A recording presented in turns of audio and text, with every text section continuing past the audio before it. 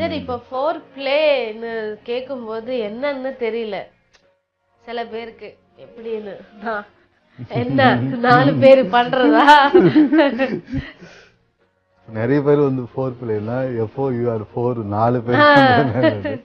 சரி, four play எப்படி start பண்ணலாம்? ஃபோர் பிளே எப்படி ஸ்டார்ட் பண்ணோம்னா கிச்சன்ல இருந்து ஸ்டார்ட் பண்ணி வேண்டியதுதான்.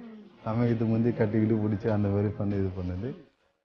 அப்படி சொன்னோம்னா கட்டி பிடிக்குது எப்படி வேணாலும். ஒரு சிலருக்கு முன்ன பிடிக்கும், ஒரு சிலருக்கு பின்னாடி பிடிக்கும். அந்த மாதிரி கட்டி பிடிக்குது.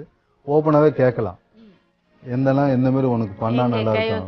ஒரு சிலர் கிஸ் பண்ணா நல்லா இருக்கணுங்க, ஒரு சிலர் கட்டி பிடிச்சா நல்லா இருக்கணுங்க, ஒரு சிலர் பிரஸ்ட் அந்த மாதிரி இது பண்ணா நல்லா இருக்கணும். அங்கே காதுல பண்ண ஒரு சிலருக்கு வந்து அவங்கள பத்தி பேசணும்.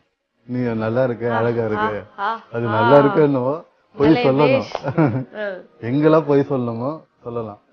ஆபீஸ்ல தான் சொல்லக்கூடாதுன்னு இல்லை, அங்கெல்லாம் சொல்லிட்டு இங்க விடக்கூடாது. உண்மையே சொல்லவே கூடாது. நீ நேத்தெல்லாம் நல்லா இருந்த, நீங்க ஒரு மாதிரி பேச நல்லா இருக்கு, ரொம்ப ஒரு மாதிரி டயர்டா இருக்கு, அதெல்லாம் சொல்லவே கூடாது. இன்னும் சூப்பரா இருக்கு, நேற்றை விட இன்னும் சூப்பரா இருக்கு அப்படின்னா நாளைக்கு இதை விட பேச மாறிடும்.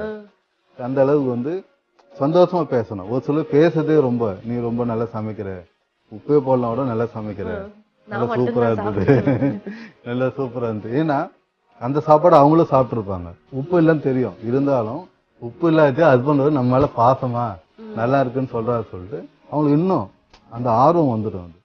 அந்த ஃபோர் பிளே பண்றதுக்கு இவரு பண்ண சொல்லி அவங்களும் சேர்ந்து பண்ணிடுவாங்க. ஒரு சிலர் என்ன பண்ணுவாங்க, நின்றுட்டு நீ மாதிரி பண்ணிட்டு இரு ஃபோர் பிளே, சில மாதிரி நின்றுட்டு இருப்பாங்க. 2 பேர் சேர்ந்து பண்றதுதான் ஃபோர் பிளே. இவங்களும் பண்ணணும், அவங்களும் பண்ணணும். கேட்டே பண்ணலாம். 2 பேருமே வந்து உனக்கு என்ன பிடிக்கும், எனக்கு என்ன பிடிக்கும்னு சொல்லிட்டு கேட்டே பண்ணலாம். ரொம்ப நல்லா இருக்கும் அது.